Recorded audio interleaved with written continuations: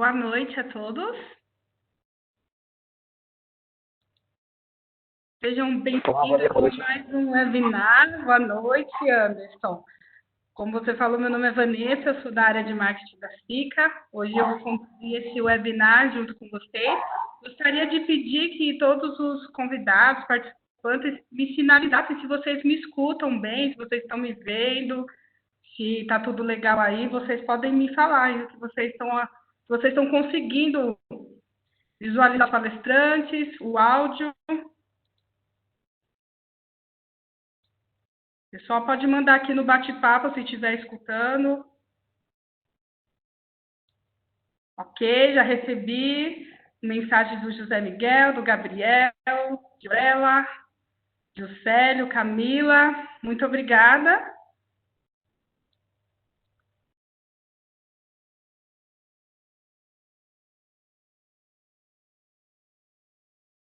Com o objetivo de compartilhar conhecimento e trazer informações úteis para o mercado de construção civil, a FICA convida especialistas de diversas áreas para apresentarem conteúdo relevantes para o setor e promover um diálogo aberto. Hoje, para falar sobre o tema projetos de impermeabilização, nós contaremos com a participação da engenheira Virgínia Pesodo e do engenheiro Anderson Oliveira. A Virgínia Pezzolo, ela é formada em Engenharia Civil pela Escola de Engenharia Mauá, São Paulo, sócia e responsável técnica legal da empresa Proasp, Assessoria e Projetos Limitada, fundada em 1987. A Proasp é uma empresa brasileira especializada em projetos compatibilizados de impermeabilização, responsável por projetos industriais, residenciais, shopping centers, data centers, hotéis, hospitais, arenas, estádios em todo o território nacional, no Chile, no Peru e no Uruguai. O Anderson Oliveira é engenheiro civil, pós-graduado em gestão empresarial e engenharia de segurança, coordenador de desenvolvimento de mercado na SICA no Brasil, membro do CB22 da ABNT, contribuindo com a elaboração e revisão de normas brasileiras relacionadas à impermeabilização. Autor de diversos trabalhos no Simpósio Brasileiro de Impermeabilização e criador do canal Mundo da Impermeabilização. Boa noite, Virgínia, e boa noite, Anderson. Boa noite a todos. Virgínia, acho que seu áudio está mudo. Nós não estamos conseguindo te ouvir. Melhorou? Agora sim, estamos ouvindo. Seja muito bem-vinda, Virgínia. Seja bem-vinda. Este webinar tem sido palco. Nós temos recebido diversos especialistas de diversos setores, né? Nós já tivemos vários colegas por aqui. E para nós da SICA é um prazer recebê-la aqui, mostrando para a gente um pouco dos seus conhecimentos aí na área de projetos de impermeabilização. Virgínia, seja bem-vinda. A palavra é sua. Obrigada. Então, vamos compartilhar aqui a nossa apresentação. Eu agradeço, Anderson, a SICA, vocês, pela oportunidade de apresentar nosso trabalho aqui nesse webinar. Então, basicamente, nós vamos falar sobre projetos de impermeabilização, que é o que nós fazemos há mais de 30 anos. A impermeabilização, na verdade, ela existe desde que o mundo é mundo. Então, Noé já impermeabilizou a Arca de Noé com asfalto. Os romanos, eles utilizavam albumina, que é clara de ovo, sangue ou óleo, para impermeabilização das aquedutos. No Brasil, cidades históricas de Minas, por aí, utilizavam uma mistura de óleo de baleia nas argamassas para assentar os tijolos e promover a impermeabilização. Aqui Só um segundinho, Virgínia. Acho que se você tentar colocar em modo de apresentação, fica mais fácil da gente visualizar. É verdade, esqueci.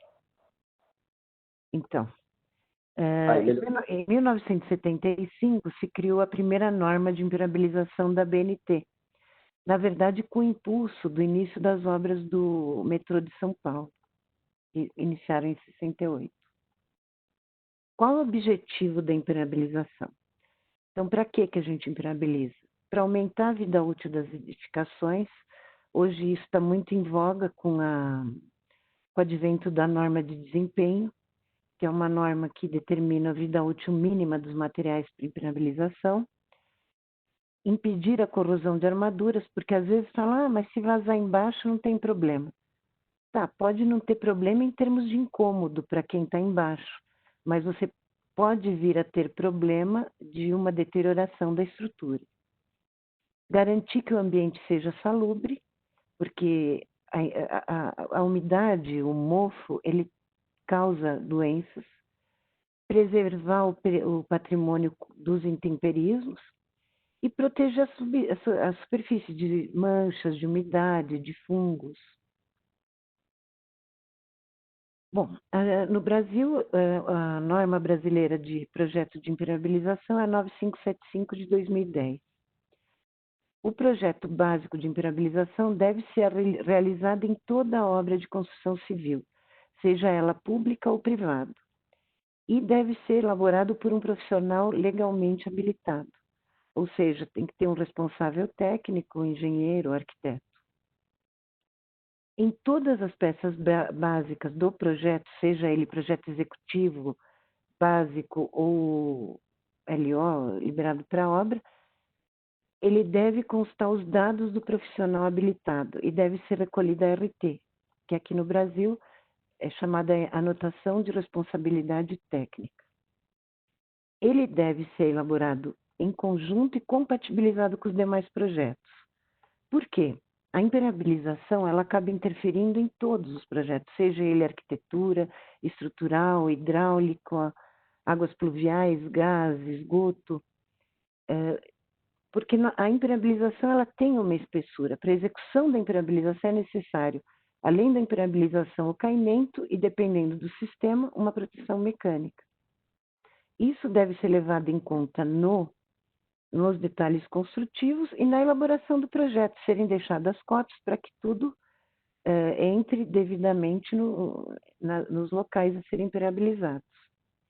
O projeto ele deve ter uma planta de localização dos pontos onde vão ser impermeabilizados, ou seja, áreas frias, áreas lajes,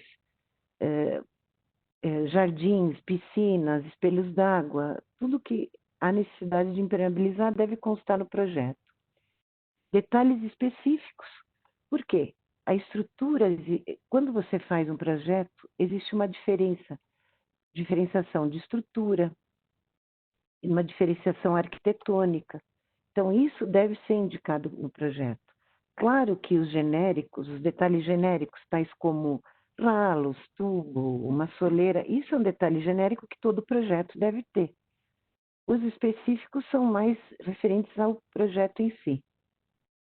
Detalhes construtivos, que se referem ao projeto de arquitetura, é necessário ter um memorial descritivo de todas as etapas de serviços a serem executados. Então, desde uma descrição de como deve ser executada a regularização, o tipo de aditivo, o caimento, a forma que deve ser executado isso e as especificações dos sistemas a serem utilizados. Até eu estava conversando com o Anderson, o nosso ponto aqui não é muito falar de materiais, porque os materiais eles têm que ser definidos em função da necessidade de cada projeto. Agora, é importante que no projeto a gente tenha a definição do material, da norma que ele atende, do desempenho desse material, consumo recomendado e todos os demais cuidados que devem ser tomados para a execução do sistema. A planilha de quantitativos e serviços também faz parte do que a norma solicita. Então, deve ser dada uma planilha, e essa planilha é importante que os quantitativos já levem em conta todas as viradas necessárias para a impermeabilização, conforme recomendado pela norma, eu vou falar a seguir. Uma estimativa de custo do sistema, não obrigatoriamente no projeto executivo, mas pelo menos quando se elabora o estudo, o cliente ele tem que saber a relação benefício-custo de cada sistema, para que o orçamento da obra esteja de acordo com a necessidade do cliente. Outros pontos a considerar seriam o tipo de substrato a impermeabilizar. Então, se a gente está impermeabilizando uma laje de concreto, maciço ou pré-moldado ou misto, uma estrutura mista, metálica, cada uma dessas estruturas ela tem um tipo de comportamento. Então, ela vai ter uma tendência maior ou menor de fissurar. E, naturalmente, a impermeabilização a ser executada nesses locais deve ser compatível com o tipo de trabalho que ela vai ter. Ela também tem que resistir às cargas que vão atuar nessa impermeabilização. Então, vamos supor que nós vamos impermeabilizar um heliponto que vai ter aqueles esquilos grandes, os helicópteros grandes com um grande peso que vai bater na impermeabilização. A gente tem que dimensionar uma impermeabilização compatível com esse tipo de esforço, proteções compatíveis, amortecimentos compatíveis, para obter uma durabilidade adequada da impermeabilização. E a impermeabilização que vai ser executada também deve ser capaz de resistir aos esforços de dilatação e retração do substrato. Por quê? Toda estrutura, normalmente de concreto, ela tende a ter um fissuramento, até por norma. Então, é necessário que a impermeabilização que vai ser executada sobre esse substrato absorva esses efeitos. Óbvio que são fissuras, né? Não trincas, nem nada assim. Outras condições importantes que a impermeabilização deve resistir.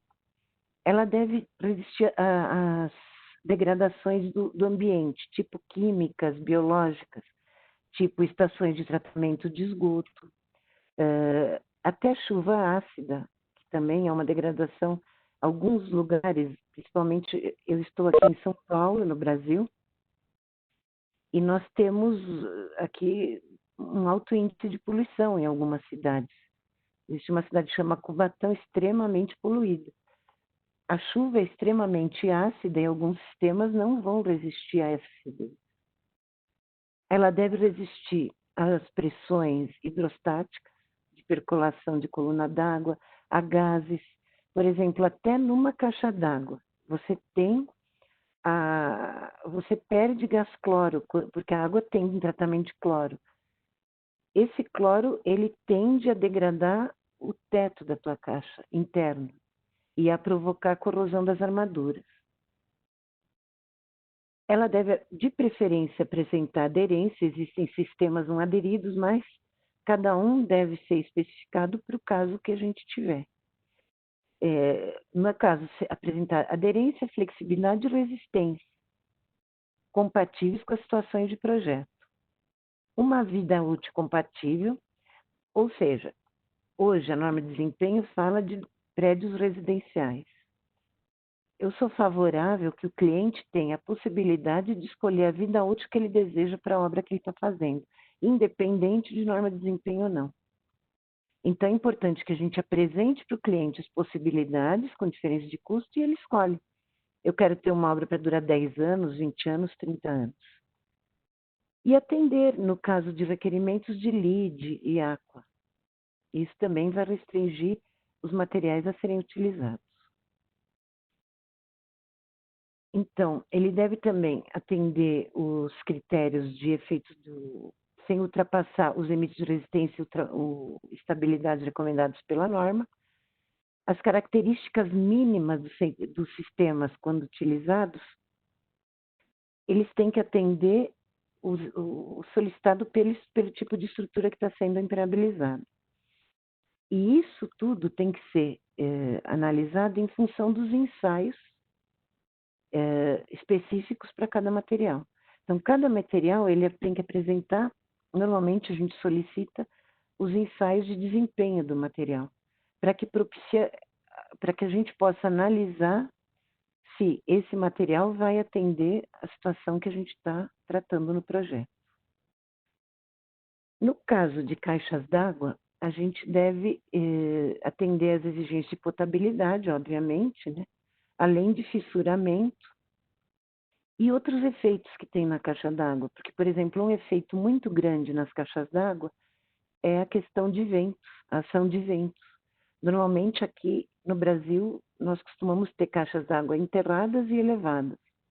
Dependendo da altura dessa caixa e a posição em relação à estrutura, você vai ter efeitos de vento que vão provocar fissuramento ou até destacamento da impermeabilização. Cozinhas industriais. Onde você tem cozinha, comida, leite, ácido lático, óleos, sangue de peixe, óleo de peixe, gorduras. esse tipo de substância, ela ataca alguns sistemas impermeabilizantes rapidamente. Então, quando se vai projetar uma cozinha, é importante que isso seja levado em conta. Efluentes industriais também, porque algumas vezes os efluentes industriais têm altas temperaturas e algumas vezes você tem componentes químicos variáveis no efluente industrial. Então, é importante para cada tanque ou lagoa que se vai utilizar numa indústria, seja analisado o efluente, para ver qual é a porcentagem de cada componente químico que se tem nesse efluente e verificar se os sistemas que estão sendo propostos para esse tipo de situação estão dentro apresentam resistência química adequada para eles. Também, algumas vezes, o efluente pode ser quente ou frio, dependendo do tipo de indústria. Câmaras frias, torres de água gelada, pistas de patinação, também é um limitante no sistema que você vai usar, a temperatura. Porque baixíssimas temperaturas podem afetar mais um sistema do que outros. Então, isso tem que ser analisado quando se vai especificar. Áreas industriais em que a gente tem derramamento de produtos químicos, então algumas vezes você tem em indústria aquele lugar onde eles guardam os produtos químicos. Eventualmente você pode ter um derrame acidental. Nesse caso, é importante, além de impermeabilizar, se saber, primeiro, se o derrame é acidental ou não. Uma coisa é fazer um tanque de diesel, outra coisa é fazer um tanque que eventualmente vai ter diesel em função de alguma disfunção do equipamento. Então, isso é uma questão de definir. E colocar um produto que pelo menos tenha resistência ao derrame necessário. Áreas expostas a gases, ozônio, etc. também. Bom, outra coisa que a norma diz é que a inclinação da impermeabilização, o substrato que vai receber impermeabilização, ele sempre deve ter caimento.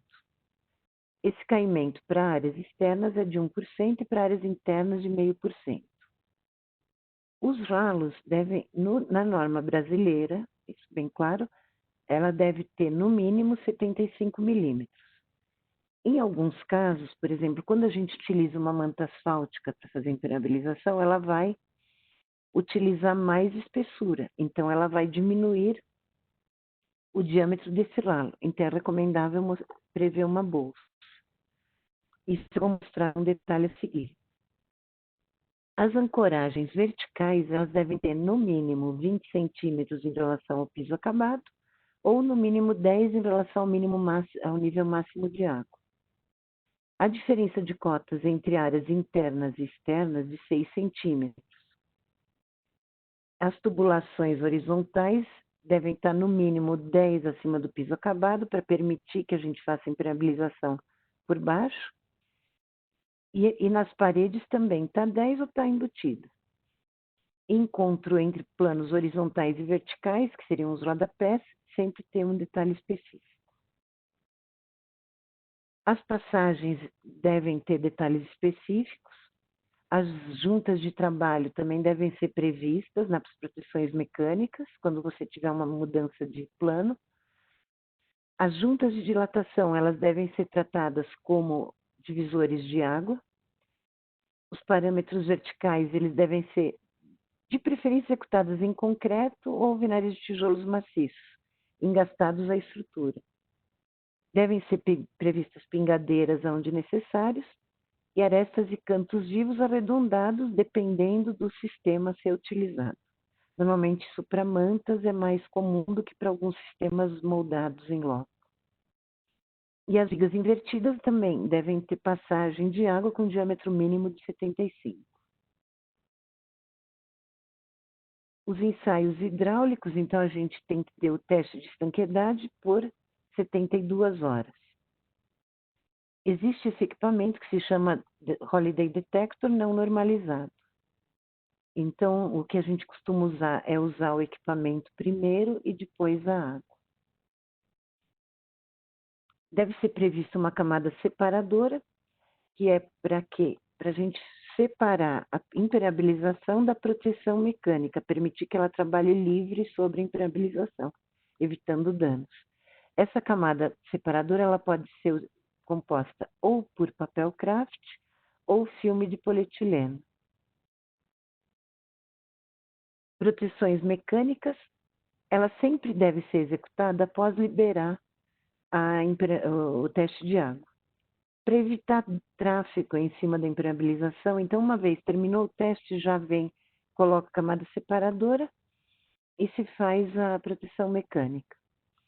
Ela deve permitir que, dependendo do caso, ela distribua os esforços de aceleração e frenagem. E deve ser dimensionada de acordo com a finalidade. Então, uma proteção mecânica de uma área fria é essencialmente diferente de uma proteção mecânica de uma área de dock, de shopping. Porque o tipo de veículo, o tipo de trânsito que você vai ter em cima vai ser muito maior. Existem sistemas que dispensam proteção mecânica. Então, por exemplo, aqui a gente tem uma manta ardoseada, o PMMA e o poliuretano de alta resistência. A proteção térmica, qual é o efeito dela? Além de, vamos dizer, ela aumenta o conforto térmico do ambiente embaixo e, sob o ponto de vista de impermeabilização, ela vai aumentar a vida útil da impermeabilização porque a tua estrutura vai estar mais estável. Uma vez ela está mais estável, ela vai trabalhar menos e a tua impermeabilização vai, consequentemente, trabalhar menos. Ela deve ser estável, resistente às cargas que você vai ter em cima, se for uma área de estacionamento, de tráfego de veículos. Com certeza tem que ter baixa absorção d'água, porque se você tem um material que absorve água, ele vai causar peso e vai perder o efeito de isolamento. O que é isso? Por exemplo, um isopor comum, ele absorve muita água. Então, ele não vai ter efeito nenhum de isolamento e vai te causar um peso na estrutura. Tem que ser compatível com o sistema impermeabilizante que você está usando e, se você tiver trânsito, deve permitir a aplicação de proteção mecânica, caso necessário. Sempre armada, e a armação vai depender do tipo de trânsito que você vai ter em cima.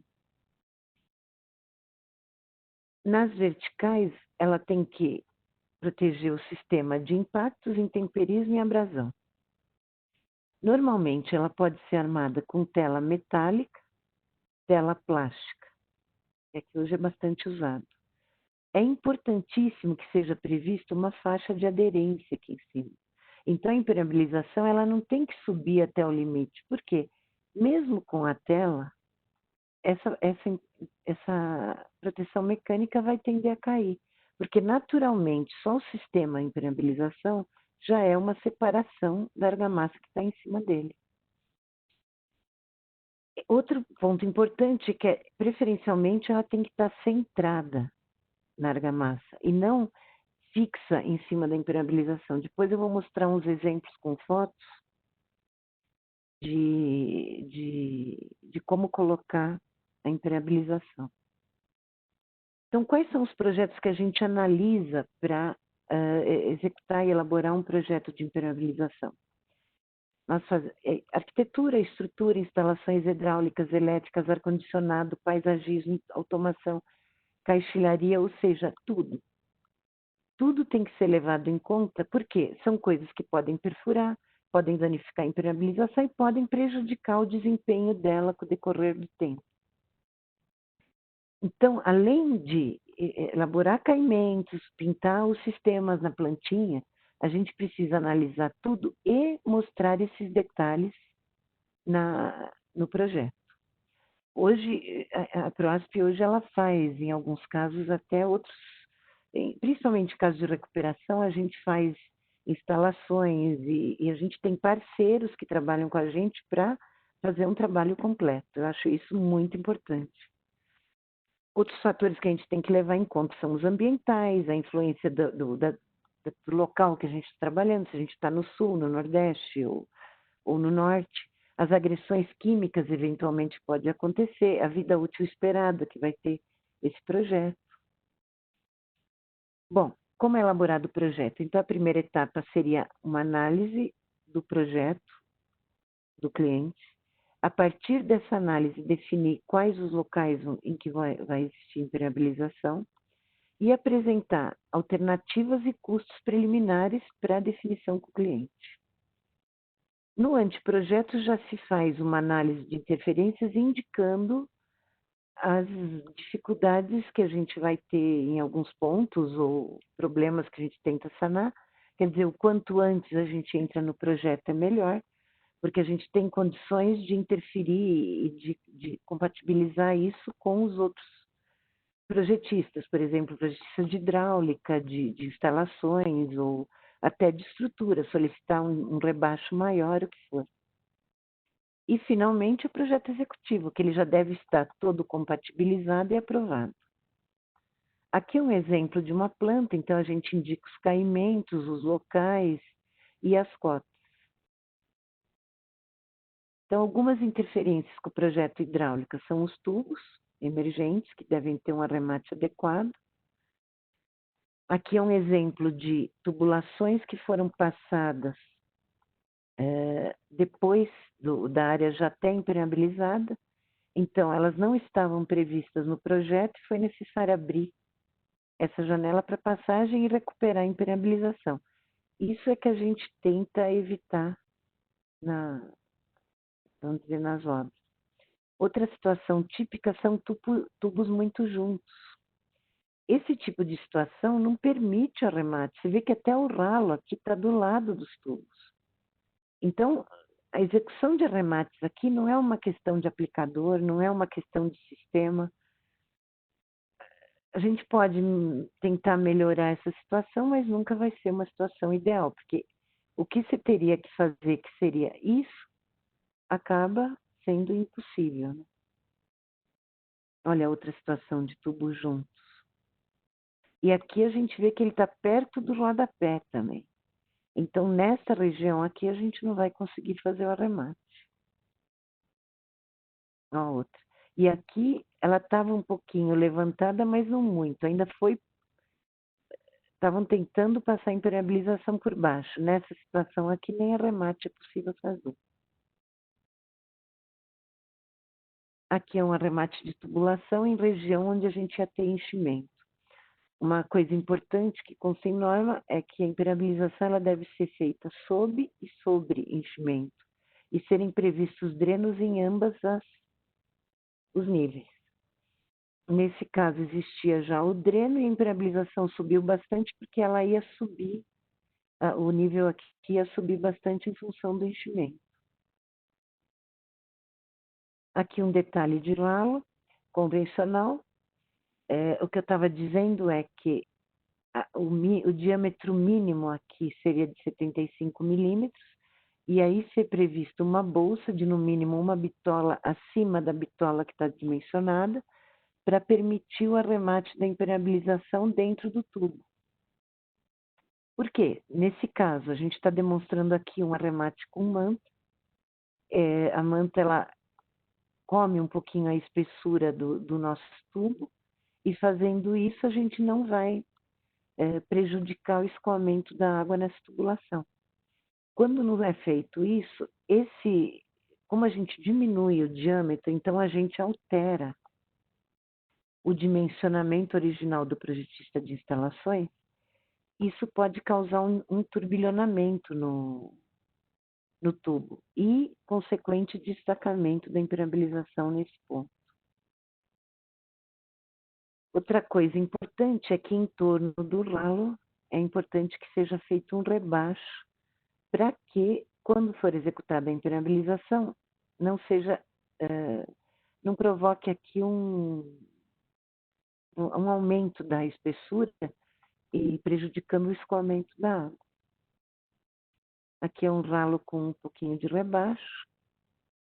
Aqui é uma situação não adequada para impermeabilização, porque não permite a execução de arremate dentro do tubo adequado. Além do diâmetro, o tipo também não é muito bom. Outra coisa importante com relação a ralo, vocês estão vendo que essa proteção mecânica foi executada E às vezes se deixa esse tubo, porque na hora de executar se coloca o tubo para evitar que a argamassa caia dentro do tubo durante a execução, ok. Só que ele tem que ser removido. Por quê? A impermeabilização, ela vai correr sobre, a água vai correr sobre a impermeabilização para o ralo. Se você cria um limitador aqui, como é o caso desse tubo, ou algumas vezes eu vou em obra e falo, não, eu impermeabilizei a argamassa aqui, não adianta. Por quê? Isso vai provocar o quê? Eflorescência. Porque a água, ela não vai conseguir sair pelo ralo, a água que percola pela proteção mecânica, vai ficar retida na argamassa e vai formar carbonato de cálcio. Esse carbonato de cálcio vai tender a sair no piso. Aqui é um detalhe de EPANS. O EPANS é um sistema que trabalha por sucção, né? Então a água ela fica retida no ralo e de repente ele succiona e faz o escoamento da água. Esse tipo de sistema ele deve ter um arremate diferente no caso de impermeabilização convencional. Então ele vai ficar embutido na argamassa de regularização e o arremate não é possível dentro do tubo, né? Até por causa da peça que a gente tem aqui. Então o arremate da impermeabilização ela vai ficar antes da peça. Esse arremate vai variar em função do sistema a ser executado. Então, é importante que se faça alguma coisa aqui para permitir a aderência da impermeabilização sobre o metal ou usar um sistema que tem aderência no metal. Uma coisa importante a ser, aqui no caso é o adesivo epóxi, que a gente utiliza em cima de superfície metálica para permitir a aderência de manta asfáltica. Aqui o sistema já pronto, antes de colocar a peça. Uma coisa importante que a gente tem que observar é que o EPANS, ele permite que você tenha menor número de captações do ponto de vista de hidráulica. Porém, do ponto de vista de projeto de impermeabilização, quando você tem menos captações e grandes panos, para a execução dos caimentos, você aumenta muito as alturas de regularização. Vindo até a ocorrer enchimentos, né, de 20, 30 centímetros. Então, mesmo tendo os EPANs, é bom que seja estudado esses caimentos, essas alturas, de modo a evitar esses grandes enchimentos. Ou então, como aqui no caso, em vez de se utilizar a porcentagem mínima para a área externa de 1%, essa porcentagem foi diminuída para permitir a execução da argamassa. E aí a água não escoa direito. Então, você vê que já estavam todas as juntas de proteção mecânica apresentando umidade.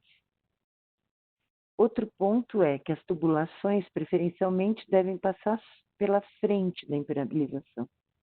Então, isso é uma questão de norma também. Importante até para, eventualmente, uma tubulação que venha vazar, não mascare um problema de impermeabilização. Algumas vezes a gente tem vazamentos em tubulações e o pessoal fala, não, a impermeabilização está vazando. E não é bem a impermeabilização. Então, aqui resumindo, a gente tem que as tubulações devem ter um afastamento ou um embutimento. A altura mínima de tubulações sobre a laje de 10 centímetros, para que a gente possa impermeabilizar por baixo. Prever sempre o chumbamento de tubulações com grout. E no caso de tubulações de água quente ou água fria, prever isolamento, principalmente dependendo do sistema que você vai utilizar, porque de repente derrete o sistema. Projeto de elétrica seria a passagem de eletrodutos. Então, você vê, a gente pede uma janela para passagem de eletrodutos porque permite que essa janela seja completamente impermeabilizada.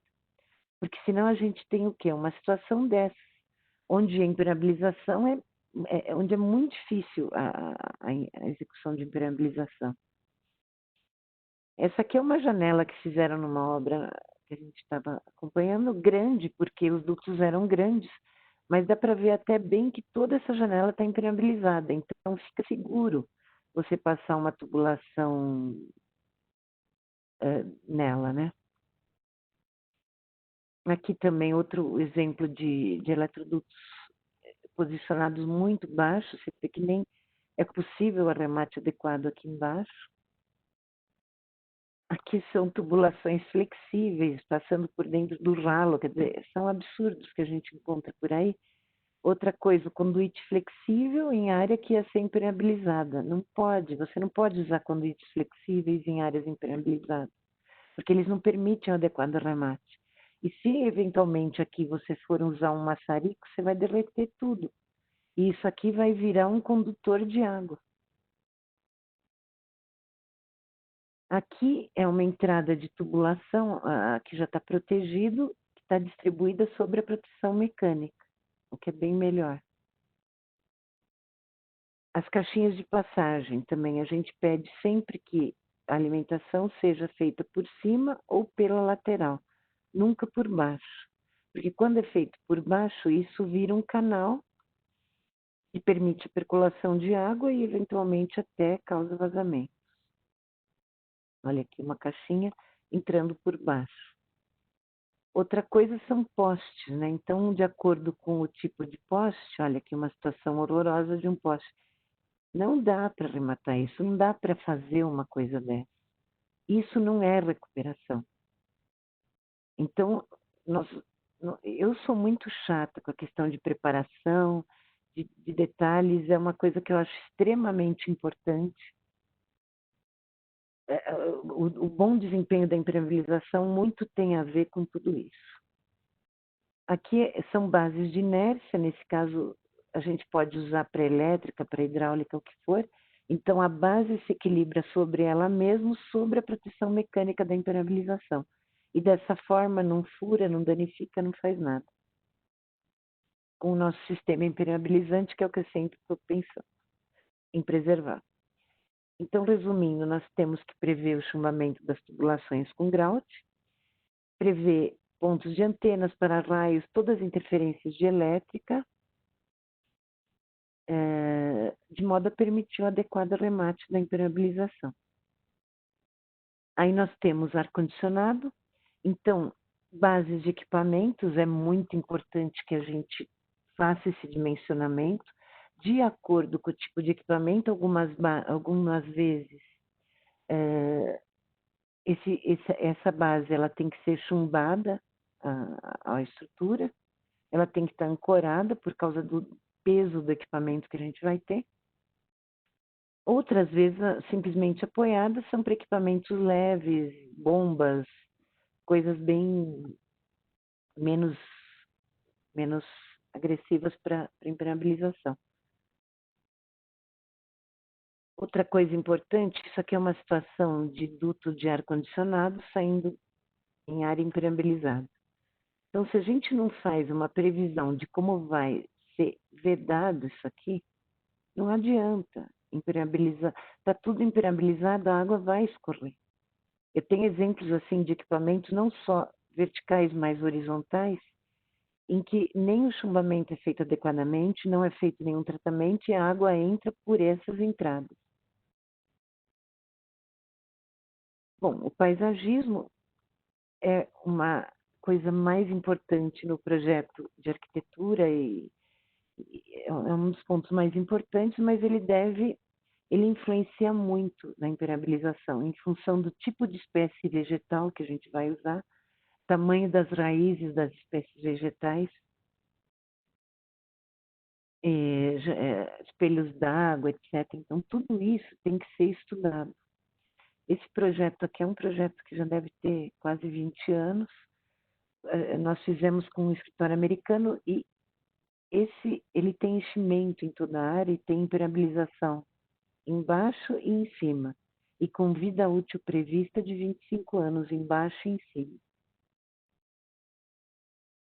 Outro ponto importante é que a impermeabilização ela deve subir sempre acima do nível de terra. Então, ela deve estar acima do nível de terra, com aquela faixa de aderência da proteção mecânica que eu estava dizendo.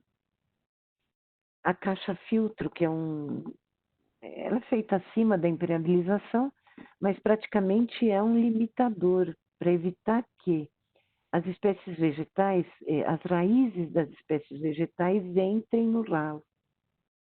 Porque as plantas se alimentam de água, a água vai para o ralo. Elas tendem a procurar essa água. Em alguns casos, a gente encontra tubulações cheias de raiz, entupidas de raiz. Dessa forma, não. Você sabe onde ela está, você tem acesso, você abre, limpa e mantém essa tubulação intacta. Torneiras de jardim, né, que também devem ser impermeabilizadas e arrematadas acima do nível de terra. As muretas de jardim, de espelho d'água. Aqui esse projeto foi muito interessante, porque depois foi feito uma coisa cenográfica aqui, parecendo Vegas, ficou bem legal. Então, a gente deve utilizar plantas de raízes não perfurantes e de pequeno porte e prever pintura anti-raiz para inibir um pouco o crescimento dessas raízes ou materiais que já tenham herbicida na sua composição. O estrutural, é importante a gente prever os encaixes no concreto, ou então que a impermeabilização ela seja ancorada à superfície de concreto para evitar destacamento. Então, aqui é um exemplo de ancoragem da impermeabilização com fita. Outro ponto importante são as juntas de dilatação, que todo mundo reclama muito, sofre muito com esse tipo de coisa. Então, a junta ela deve ser, primeiro, divisor de águas, ou seja, ponto alto, evitar ralos e escoamentos sobre a junta. Obviamente, algumas vezes não é possível, mas de preferência evitar. Sempre a gente prevê um duplo tratamento na junta, então a junta ela é tratada na sua estrutura e posteriormente tratada com faixas de reforço do material que for. Aqui no caso um exemplo de manta, então aqui a faixa de reforço, né? Aqui detalhes de áreas internas e áreas externas.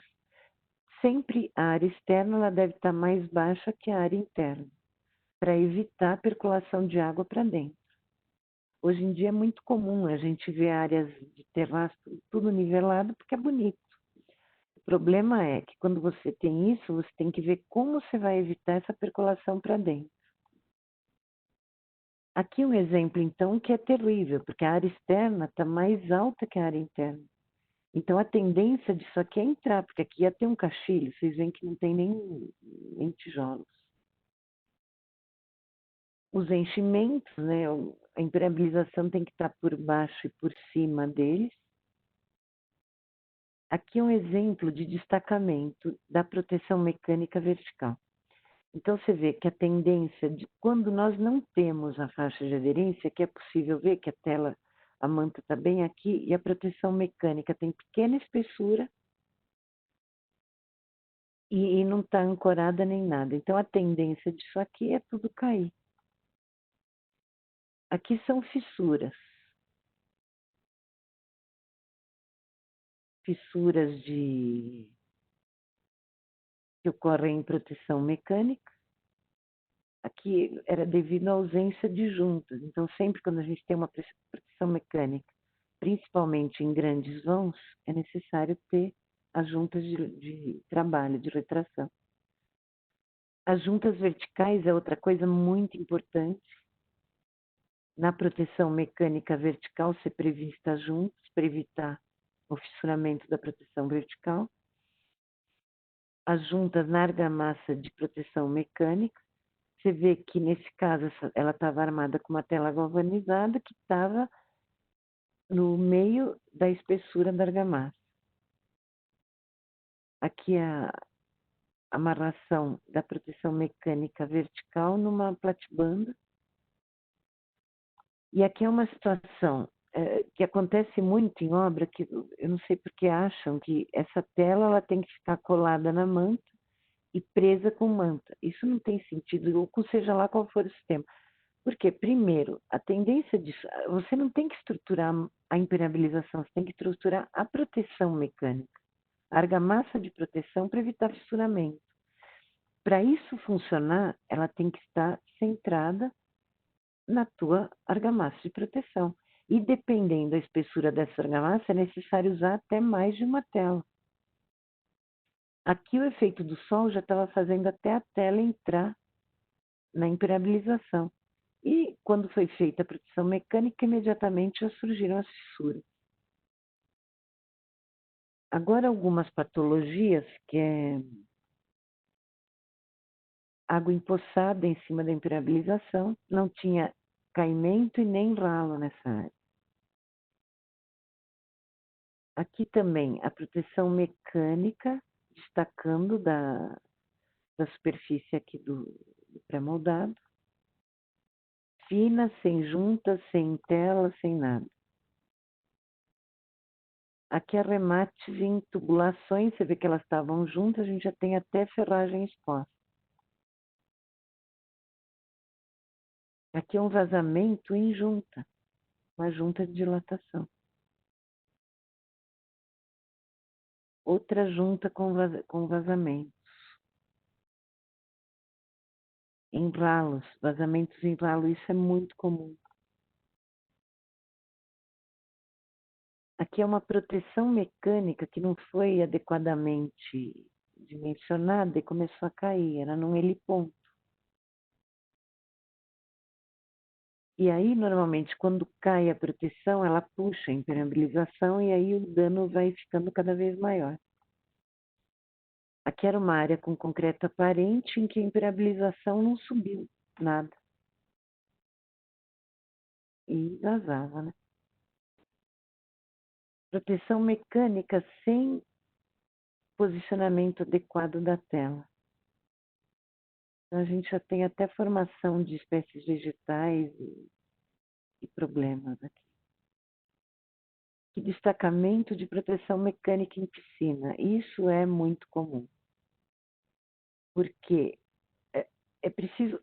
Nós temos uma recomendação básica que é esquadrejamento da piscina, impermeabilização e proteção mecânica armada. Armada, uma tela a cada 3 centímetros ou então utilização de uma tela mais forte. Se isso não acontece, ou se a tela está posicionada em lugar errado, ó, aqui, ela já está caindo toda. Você vê que a proteção mecânica ela tinha espessura e não tinha tela, porque a tela estava lá em cima da manta. Aqui mais fissuras em proteção mecânica. Equipamento que não foi prevista a base para colocação dele, mesmo que seja adulto, uma mureta, alguma coisa para arrematar. Isso tudo está nivelado e a tendência é a água passar por aí mesmo. Isso aqui é muito comum em shopping, que fazem esses buracos, né, na área do rodapé e acaba provocando, e nem chumbamento é possível fazer, não é colocado nada aqui, uma tampinha ou uma coisa para evitar a percolação de água. Bom, então, além do projeto, é importante que seja feito um controle do que vai ser, do que foi projetado e do que vai ser executado. Controle de materiais, ensaios dos materiais a serem utilizados na obra, de modo a que a gente possa observar se os materiais estão de acordo com a especificação. O controle de preparação de superfície, caimentos, traço da argamassa, umidade, textura, tudo. Consumos e procedimentos de acordo com o projeto. Todos os testes necessários. Controle de execução da produção mecânica e fatores externos que podem danificar. Então, evitar que haja trânsito na área e evitar todos os eventuais problemas que possam ocorrer numa área impermeabilizada. Eu agradeço a todo o tempo que me deram aqui para expor alguma coisa. Anderson, eu acho que agora está com você. Obrigada pela oportunidade. Perfeito, perfeito, Virginia. Muito obrigado pela aula. Vou aproveitar a oportunidade. Antes de eu finalizar, eu gostaria de repassar para você algumas perguntas que os nossos participantes fizeram aqui. O Alexandre Beraldi está participando bastante e ele fez algumas perguntas. Ele é muito querido. Ele é muito querido. Tá certo, tá certo. Ele está aqui fazendo algumas perguntas, por exemplo, referente à impermeabilização sob e sobre o investimento, existe alguma altura mínima para considerar sob e sobre ou não? Olha, a gente costuma considerar tipo 18, 20. Não existe de norma, não. Mas o que acontece? Você tem 8, 10 e você for fazer sobre, você às vezes não tem nem cota para isso, né? Então, aí é que entra a questão de projeto, de você analisar a situação para definir o que você vai fazer. Agora, com 10, 11, a gente não costuma fazer por cima, não. No máximo, uma argamassa, coisa assim. Ok, tranquilo. Outra pergunta do Alexandre também. Referente ao projeto de elétrica, devemos considerar algum eletroduto específico para impermeabilização? Sim, eletrodutos rígidos, né? O preto. Nunca usar o amarelo, esses flexíveis, Sim, não. sim. Vamos ver aqui. Uma pergunta do Ednei. Ednei também sempre participando conosco. Conforme citado, teto de reservatório deve prever impermeabilização contra vapor de água com cloro. Quais materiais costumam se utilizar para projetar esses locais? Teto de reservatório. Depende do sistema que você está usando na parede. Porque a gente tenta facilitar, por exemplo, se você está usando uma resina acrílica com argamassa polimérica, a gente usa argamassa polimérica no teto. Eventualmente, se está usando um poliuretano, você pode usar o poliuretano. O PVC, normalmente, a gente usa poliuretano no teto. Então, vai muito da especificação utilizada no reservatório. Perfeito. Deixa eu fazer uma outra pergunta aqui. Os pedrosos estão perguntando, vi bastante adesivo epóxi nos arremates. Qual que a SICA recomenda? Essa eu vou responder. Essa é tua, é? Bom, quando nós falamos na linha de adesivo epóxi da SICA, nós estamos falando na linha Cicadur. Em especial, a gente recomenda o Cicadur 31 por conta da tixotropia dele, que evita de escorrer no caso das fixações verticais. Ok? Complementando a sua resposta, Virginia, o Zé Miguel também está complementando aqui, dizendo que na nova revisão da 9575, que é a nossa seleção e projeto, irá dar as distâncias entre as alturas medidas, né, entre a implementação Mas sobre... ela ainda não está em vigor, né? Não está em vigor. Está só comentando que já está prevista para a próxima. Alguém está pensando nisso, né? Perfeito. Algumas pessoas estão perguntando se pode encontrar algum material técnico da PROASP. Existe material técnico da PROASP disponível na internet ou alguma coisa? Não. Se a pergunta com os materiais da SICA, nós temos no nosso site, né? Nós temos lá manual técnico, temos fichas técnicas, temos vídeo no YouTube. Aproveitando de falar YouTube, eu convido também a conhecer o canal Mundo da Impermeabilização. Vamos lá, se inscreva no meu canal. Uma outra pergunta aqui do Alan Rodrigo. Como a PROASP recomenda a fixação da proteção mecânica sobre as paredes de piscina antes da proteção mecânica armada? Não sei se entendi direito a pergunta, mas você conseguiu entender? Não, mas, bom, a gente recomenda uma proteção mecânica armada. Eu não sei se quer dizer proteção primária. Chapisco, tela e só, né? E massa, né? Ok. O menos espesso possível, né? Não deixar para fazer o esquadrejamento depois. Perfeito. Tem uma outra pergunta do Alexandre sobre o detalhe de calhas em telhados, com telha cerâmica. Qual o procedimento? Sobre o quê? Vou ler aspas. Outra pergunta. Sobre detalhe de calhas versus telhado com telha cerâmica, qual o procedimento? Fecha aspas. Calha com... Arremate, está colocando arremate. Vamos fazer o arremate? Entre calha e telha cerâmica, na verdade, a telha cerâmica tem que estar por cima, tem que estar com a impermeabilização por baixo. Se você for fazer, depende do sistema que você tem.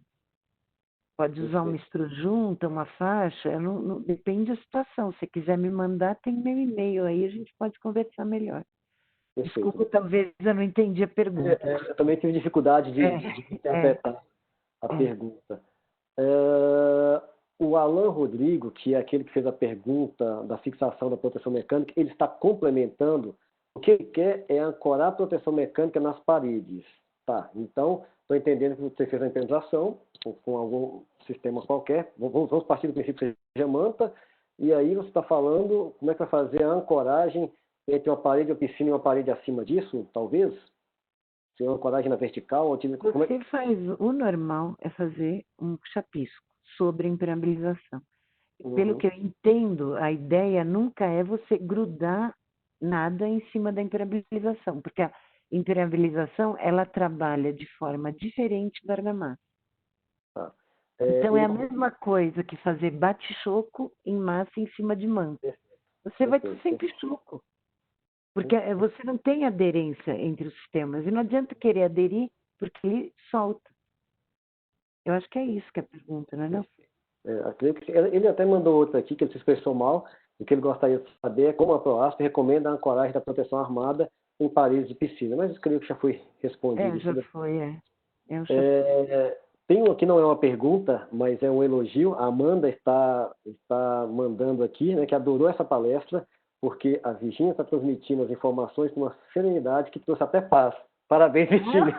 Obrigada. Muito legal, muito legal. Obrigada. Muito legal. E aqui tem uma outra pergunta, que quais são as áreas que você normalmente costuma encontrar as piores patologias? Quais são as mais frequentes, talvez, né? Ou as mais caras? Não, eu acho que... Você sabe o que acontece?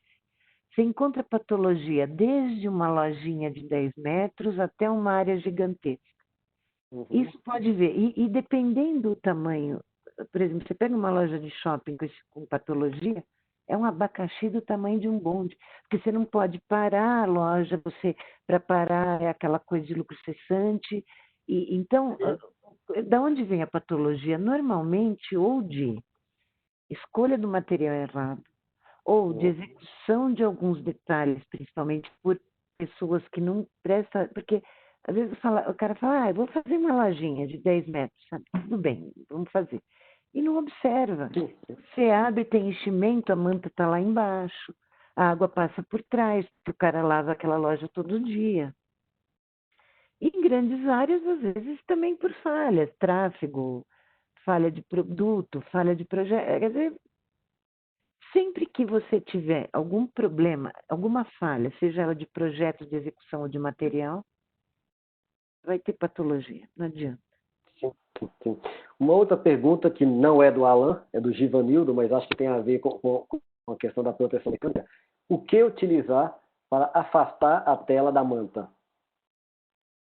Não, isso aí eu aprendi com a Dona Maria Noronha, que vocês devem conhecer. A Dona Maria falava assim, você tem que fazer o chapisco, tela e manta. Então você chapisca, coloca a tela, ela mandava até a gente colocar a tela com a mão e depois encamaça por cima. Perfeito. Então não é como você colocar um espaçador no piso. Na vertical não. Na vertical é o teu chapisco. Perfeito. Tem uma pergunta aqui da Lívia. De antemão, eu diria, Lívia, que tem que ser avaliado caso a caso. Eu particularmente, Virgínia, eu não gosto muito desse bate. Assim, nós passamos informações, mas eu sempre falo, consulte um projetista, porque cada caso é um caso.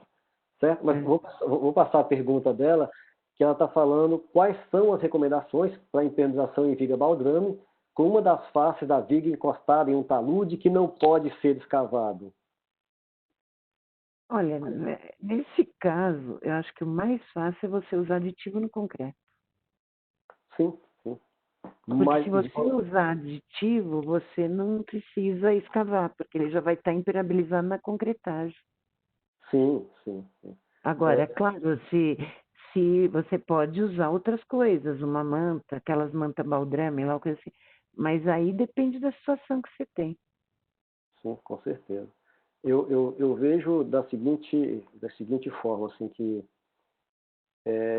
cada caso, ele é um caso. E é isso que eu falo sempre da questão de consultarmos um projetista, porque fórmulas prontas não existem, né? é aquela história. As patologias que nós temos de internalização, elas são, eu sei, até o nome, patologia, ela é muito parecido com a saúde, o ser humano, né? Vem da medicina e etc. E assim como cada corpo vai reagir, e precisamos ir no médico para fazer uma análise, então o projetista ou o consultor é de extrema importância.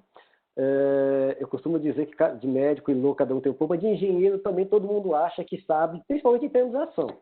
Apesar de nós não termos o estudo, o conhecimento da internalização nas faculdades, etc., esse conhecimento vem através da experiência compartilhada, de frequentar cursos, por vezes, dos fabricantes.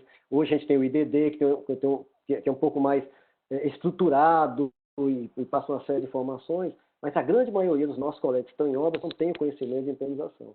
E aí o pessoal fala, a internalização não funciona. Não, o que não funciona é a falta de conhecimento.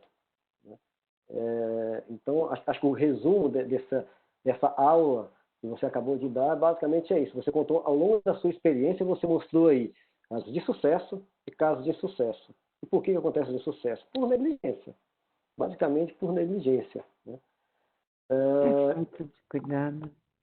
Falta de cuidado e etc. Então, assim, só para a gente finalizar, que o nosso tempo já está passando aí, eu gostaria só de destacar, né, como que a SICA pode ajudar no desenvolvimento de projetos profissionais como a Virgínia. Basicamente, a SICA, para quem já conhece a SICA, quem já teve a oportunidade de pegar um manual da SICA na mão, nós temos aí uma linha de um manual com mais de 700 páginas, que a gente brinca que são bíblias com capítulos. Né? Então, na linha da SICA, nós temos lá aditivo para concretos, produtos impermeabilizantes, cobertura, acabamento, pisos industriais, e isso é um monte. Se nós entrarmos lá no capítulo de concreto, por exemplo, tem lá aditivos expansores, retardadores, aceleradores, etc, etc, etc. Na linha de impermeabilizações, emulsões, soluções asfálticas, manta de TPO, perfilado de PVC, uma série de coisas que a Virgínia já conhece e volta e meia a gente encontra em algumas obras por aí.